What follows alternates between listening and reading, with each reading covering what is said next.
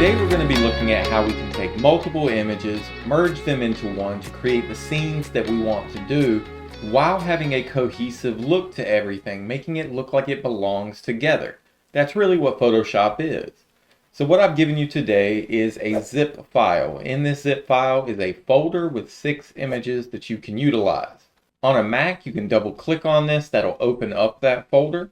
On a PC, if you right click on it, you can go to extract all and then make sure you're saving it to the same location that you got the images from to start with. That's going to open up your folder. There will be 6 images in here, and these 6 images are going to be what we need to merge and make this look. I'm going to grab all 6 of these images just by clicking, holding, and dragging over top. And then on a Mac, you can click, hold, and drag these down to the Photoshop icon. Or on a PC, you can just grab these and drag them into Photoshop like that. So that'll open up all 6 images. So give it a moment and look through your images so you can kind of see what we're working with today. But then land on the sky image, because the sky image is where we're actually going to live. All of our other things are going to come to this image. Now for that reason, I like this to be my first image in my tabs. So I'll just kind of click, hold, and drag that to the left, just like you would a tab on any browser. So a lot of what we're talking about today is subtle touches, very little things to make things look more cohesive. Now in this we have images that are very dark, we have images that are very bright. How do we make those look the same? How do we make those match? And it all comes down to our adjustment layers. So let's start in our layers panel over here. We currently have a background locked image because every image in Photoshop comes in like that. I'm going to unlock that and I'm going to rename that layer Sky. Now I want you to name your layers today because the layer structure is going to get a little complicated and you need to know what is where. Now clicking on Sky, I'm going to add an adjustment layer, and the main one we're going to use today is called Color Balance.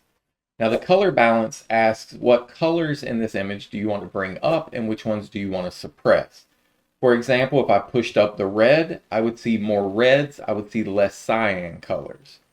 But that's not what I want. I want to increase the cyan to about 25 or 30. I want to increase the blue about the same amount.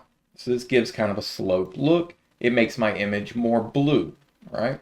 If I turn that off and turn it back on, you can see that it's not a huge change. But there is change there. It's a subtle thing. The next adjustment I want to make is called the curves adjustment. And now curves can be a little confusing at a quick glance, so let's look at it. At the bottom of the curves, there are these 2 slide bars of black and white. In the middle of it, you see this little graph showing how many pixels of dark or light tone that you have. So if I were to grab this black slider, anything that's to the left of this slider would now be almost pure black. Anything to the right of it would be some shade of gray. So if I move it around, I can see I can darken this image. If I grab the white bar and bring it over, my white areas will get brighter. You'll see how that kind of goes. What I really want to use this for is contrast. How much black and how much white and how much difference between those two.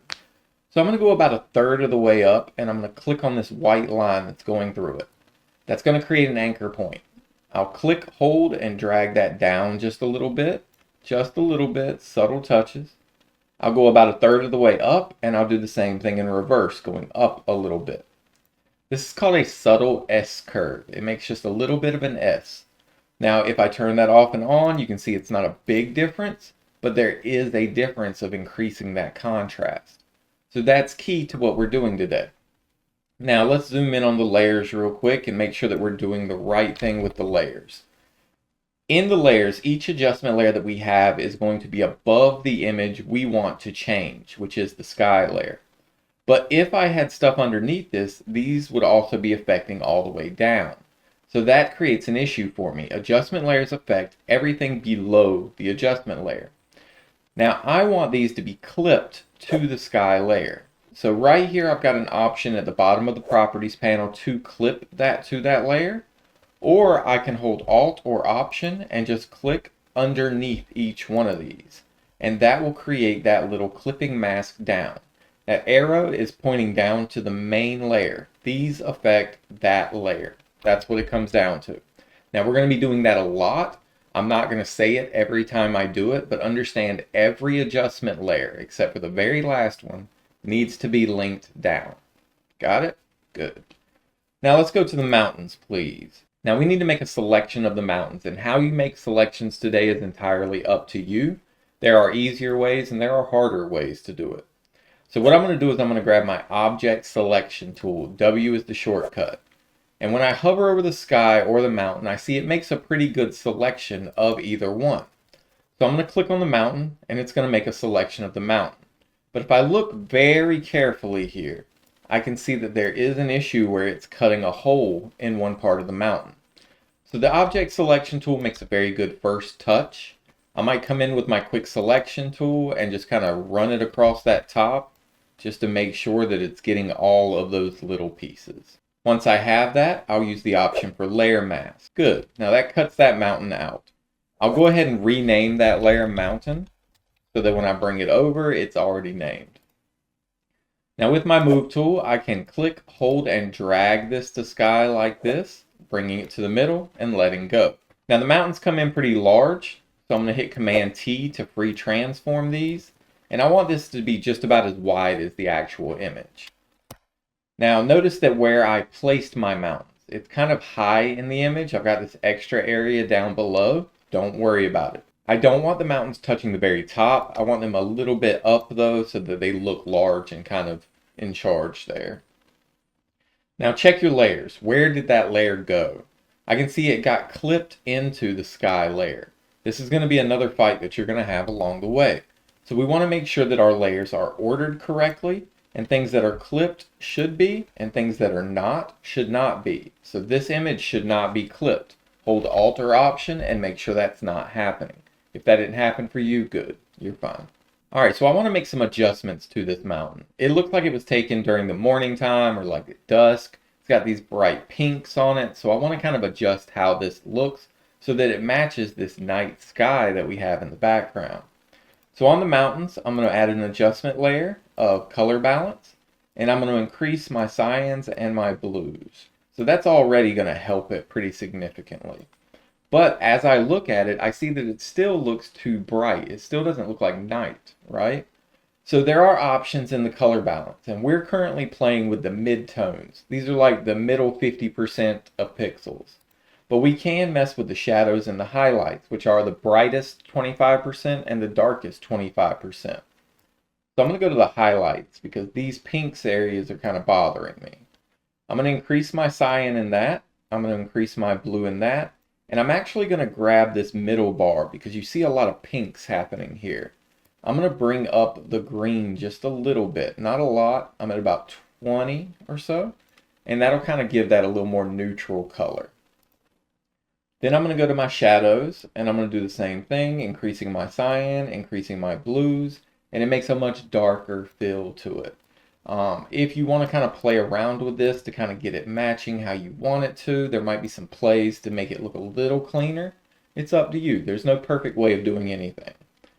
So once I have that, I'll make sure to link that down because you see it's affecting the image below, right? And then I'm going to go to my curves again. I'm going to bring curves up, and I'm going to apply another very subtle S curve just to increase the contrast. So about a third of the way up, bring down this curve. About a third of the way up from there, bring it up a little bit. Subtle changes, right? Not big things, little things. Make sure these are linked down as you're doing this. So currently we have 2 layers. We have 2 adjustment layers for each one. Alright, above the curves layer, I want you to create a new layer. So hit that little plus button. And we're going to call this Mountain Highlight. Now on the Mountain Highlight, what we're going to do is we're going to use our brush to kind of lighten up this top area, make it look a little distant. So I'm going to hit I on my keyboard. And what I'm going to do is I'm going to look for a light blue color. Now be very careful not to get a pink because it's easy to do in this image. Try to find a very light blue color. So go through it, find something that looks that way. Hit B on your keyboard, and I want a soft, round brush. My size is going to be roughly 800, 700 pixels, and I'm just going to kind of drag over top of it like this. And that's going to fog out the whole top of this image, and that's okay. So with this mountain highlight, I can clip it down so that it looks the same as that mountain. It only affects the mountain itself. So I'm going to hold Alt or Option just underneath it, click, and you see it links it directly to that mountain. Now I'm going to play around with my blending modes and my opacity to try to kind of balance this out, because that's clearly not the look I'm looking for. So I'm going to play around with my blending modes, and I'm going to find the one that says screen. Screen kind of does what I'm looking for. On opacity, I'm going to bring that down a little ways. I'm going to go to about 40%, and you'll see it gives this nice fade up of light on the top of that.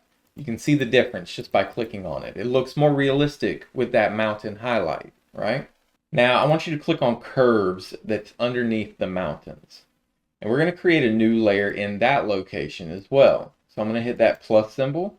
And I'm going to call this mountain background, or MTBG.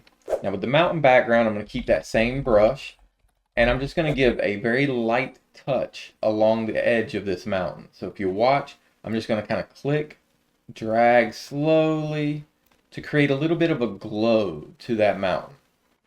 And once I have that, I'm going to do the same thing. So I'm going to hit that screen blending mode, and I'm going to drop that opacity pretty severely. I'm going to go to about 38% or so. Again, not a big change, but if you hit that eye, you can see that it's giving this little mist rising off the mountain look. All right, click back on the mountain highlight up at the top, and we're going to create a new layer above that. We're going to call this Fog 1. Now what we're going to do with this is we're going to create different levels of depth based on where the fog is located. So I'm going to use that same brush, I'm going to use that same color, and down here at the bottom, I'm just going to click, hold, and drag to create a big area of fog. Notice that it's going up to the mountains, it's kind of got that fog going into the mountain. It's good. As long as I see the peaks of the mountains, I'm good. Alright, so let's go to the castle layer. That's our next layer. Now we need to make a selection of this castle, but I don't want all this background greenery that we have. So you can use whatever tool you'd like. I'm going to use the quick selection tool because I find that just does a better job with this. And I'm going to go through and select this castle. Now notice that I'm selecting areas that I don't want necessarily. I'll always use Option to kind of come back and clean up these areas. As we're working on it, it will make these big pops. Just remember Option or Alt, and you can come back and kind of clean up these areas. Now, we're going to have to zoom in on some of this, so Control plus or minus. Up here at the top, these towers like to grab some of the sky. If you make your brush a little smaller, you can kind of clean that up a little bit better along the way. Just kind of figure out where you need to be and balance that out. I don't need these little towers coming off this castle. I'm just looking for the main chunks of it. So I'm going to clean this up real quick. I'm going to look at the main tower, clean that up, make sure that I've got the top of it pretty good. And again, I'm not looking for perfect. Perfect is something that I only do for paying customers, right? You should too. So if you're just experimenting with things, feel free to make little mistakes along the way. Now this up here, I'm probably going to cut off some of these towers. I would use my lasso tool to come back and clean up some of these areas, particularly my polygonal lasso tool. But again, I'm not looking for perfect. I'm just looking for pretty good. All right. I think that makes a pretty good selection of the castle itself. Now down at the bottom, underneath this bridge, we do want to keep this bridge, but this bridge goes into these mountains, these dark trees pretty easily. I want to make sure that I have this pillar right here, which is a little difficult to grab by itself because it wants to grab all this other stuff. I don't want this bright area right here. So I'm going to try to get rid of that while keeping the actual pillar of this post. Alright, so your selection should look something like that. Once you have it, click your layer mask, name your layer castle, and we're going to copy and paste this over. So Command C, bring it to sky, Command V as in Victor. Good, now we're going to put it over to the right. Now, one of the things we need to look at when we're merging multiple images is the lighting source. You can see in the mountains that the right-hand side of these mountains is lit up. That means whatever lighting source is coming from the right-hand side in. Now, the same is not true of the castle. It's being lit from the left side. We want a universal lighting. So I'm going to reflect this. Object, go to Transform, and then go to flip horizontal. And that'll flip it to face the other direction. Good. Now I want to be able to see that little pillar right there. I want the castle to be fairly big, but I think it's too big, so I'm going to shrink it down just a little bit. I want that tip of that tower to just barely be over the mountains. Now with that castle layer, I'm going to apply those same 2 adjustment layers so that this has a blue tint to it and does match the background. So I'm going to go to color balance. I'm going to increase my cyan, increase my blues. I might need to go a little more extreme on these 2 to kind of match this out. All right, and then I'm going to add my curves and just a subtle little pop of curve here to give it a little bit of contrast, a little bit of an S shape. Make sure we're linking these down, because again, these will affect everything below it if you don't. So they're linked down. Now, if we wanted to make this darker, there are other options for that. So I see that it is fairly bright. Let's go to my curves again. I'm going to just click on curves and look at my properties panel. I could grab this dark area here or this light area here and kind of adjust the darkness of it. There are other adjustment layers such as exposure or levels that could help kind of bring a little bit of a darker look to this castle, but I like it kind of glowing like this. I like this being more well lit, so I'm going to leave it there. Now just above this layer, I'm going to create a new layer. And I'm going to call this Castle Highlight. And with that, I am going to get my brush, B for brush. I'm going to shrink it down just a little bit. I'm at like 700. And I'm going to click like that 2 times at the top of that castle. And then I'm going to go a little bit down, just 1 clicks along the way. Looks goofy, I get it. I'm going to put this underneath the castle. And then I'm going to do the same thing I did with the mountain highlights. I'm going to bring that blending mode of screen so that it glows a little bit. But it's too much, so I'm going to bring it down. The opacity is going to be about 40%. So that gives, again, another little subtle touch of glowing to that castle. It's all about the little things when it comes to work like this. Alright, I no longer need the castle layer. I can exit out of that. I don't need to save.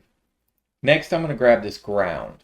Now, the ground image has this guy standing back here. I don't want him. In fact, I don't necessarily need that rock if you want to avoid it, but I need the ground that you're seeing here. So I'm going to use my quick selection tool to kind of go over this, selecting this area. You could use your object selection, whatever kind of floats your boat. Alright, and I'm going to get rid of that little piece that's being cut into the rock. Notice again, the guy's not there. Create your layer mask, rename this layer to ground. There we go. And I'm going to copy this and paste it over here. Now before I paste, I want you to notice what layer I have selected. I have the castle highlight selected. When I paste, it goes just above that. Now if I want this to be on my top layer, I need to select my top layer before I paste. Command V to paste. Now this image comes in very large. I can shrink this down. Command T if you don't see your bounding box. It needs to be shrunk down pretty significantly. It should only be as wide as the actual image. I'm also going to drop it down a little bit. So now we notice the issue. This castle and this ground look like they're almost touching each other. That's the problem without those little foggy blends. So we're going to blend this in. So I want you to go to your castle layer mask. Remember, there's an image and then there's a layer mask. These are 2 different things completely. Make sure you remember that. So on the castle, I want the layer mask selected. I'm going to hit B on my keyboard, and I'm going to grab my brush, painting black in color. Black is going to bring up the background. It's going to fade the bottom here. So I can make my brush a little bigger if I want a little bigger fade, but I want it to fade down here at the bottom of the castle. So that way it looks like you're looking at the castle and the castle is off in the distance. Good. So now we've got the ground here and we need the ground to match everything else. But let's show you a little trick here. These color balances, we've been grabbing these over and over again, right? We've been remaking them. But you can duplicate these layers just like any other layer. So if I select both of these layers, hold Alt or Option, and click on curves, I can drag that up. And it'll blend it right to that. It'll duplicate those 2 layers and blend them down. Now you will have to link these. Be very careful that you always link, because if you don't link, it's going to create issues. So that gives me that bluish color to the ground. Good. Now click on the ground layer itself, and I want to go to my photographic tools. So if you hit O, you'll see dodge and burn. Dodge lightens, burn darkens. So I'm going to grab my dodge tool and I'm going to dodge out some of these areas. I'm going to lighten out a few little spots, nothing crazy, just kind of giving a little bit of a sense of a pop, maybe some moonlight coming down. I'll do the same with my burn. I'll kind of darken some of these areas that it should be. So back here where these rocks are already kind of stiff, I'm going to darken those up. This rock over here, and maybe just a couple of these little spots in the middle. Subtle touches. Now that is a destructive work pattern because I'm doing that directly on the image. Remember, you want to work non-destructively where you can. So let's go to the elephant. On the elephant, I want this elephant right here, the bigger one in the front. I want to make a selection of him, and he is very finicky to select. Now the image that I have here is grayscale, meaning it is all black, white, and levels of gray. So is the background, which makes everything kind of blend together in certain spots. So you're going to have to finite and kind of go through looking at all these little details, trying to make sure you get a good selection of your elephant. This may take you a couple of moments to do. Once you have your elephant, layer mask him and name that elephant. If you can't spell elephant, E-L-E is fine. I'm going to copy that elephant and I'm going to bring him over to sky. Now this is where I see a lot of students make mistakes because the last thing we did was work on the ground layer. So if I paste right here, there is a possibility that he comes in linked like this to the ground layer. So if this happens, it's not really a big deal. You just got to check where everything is located. The elephant needs to be on top and it needs to be unlinked. That will fix that issue for you. Alright, so I'm going to Command T. I'm going to shrink this elephant down pretty significantly. I'll hold Alt or Option right there to move him into the middle. I want him walking towards the castle, not away. So I'm going to hit Edit, Transform, Flip Horizontal, so he's facing the other direction. And he's kind of walking up a hill a little bit, so I'm going to rotate him up just a little bit. Good. Now with the elephant, I need to create a shadow for him because he doesn't look very natural. And if the light source is coming from the top right, that means the shadow is going to be down here to the bottom left. Now there are a number of ways to do this, but kind of a cheap, easy way to do it is by making a new layer. So let's do that. Call that shadow. And I'm going to hit B on my keyboard to get my brush. I want black as my main color. I'm going to click just one time anywhere to make a soft circle. Then I'll hit Command T and I'll see my bounding box come up. I want to grab the top middle and I want to hold Shift as I shrink this down. So you already see that makes a pretty good shadow, right? So I'm going to put this into place. I'll rotate it a little bit so that it matches his angle. I might stretch this out a little further to make it look a little bit more natural. And then I'm going to play with my opacity. I'm just going to drop this down to about 75%. And that'll look pretty good right there. If I want that shadow underneath the elephant, I can move that down. But you see his feet are a little messy. So I think the shadow above it kind of helps clean it a little bit too. I think that looks good. So now let's go get our model. Now our guy here is riding a horse, so he's already in the right position to be riding the elephant. The problem with him is he is wearing very dark clothes on a very dark horse. So selecting him is going to be a bit of a fight. It's going to want to select the whole horse. Make sure you're coming back, holding Option, not leaving any of these little dots that it likes to do. Kind of cleaning up your selection as you go. Now it can be a fight going back and forth with these selections sometimes. It's just part of the game and something you'll figure out as you move forward. So once you've got them, hit your layer mask and then rename that layer to model so we know what it is. And we're going to copy and paste him over to the sky layer just like everything else. So again, he comes in large. He's not in the right location either. So check the layer that you're on. Make sure all your adjustment layers are linked down. I'm going to shrink him down pretty significantly.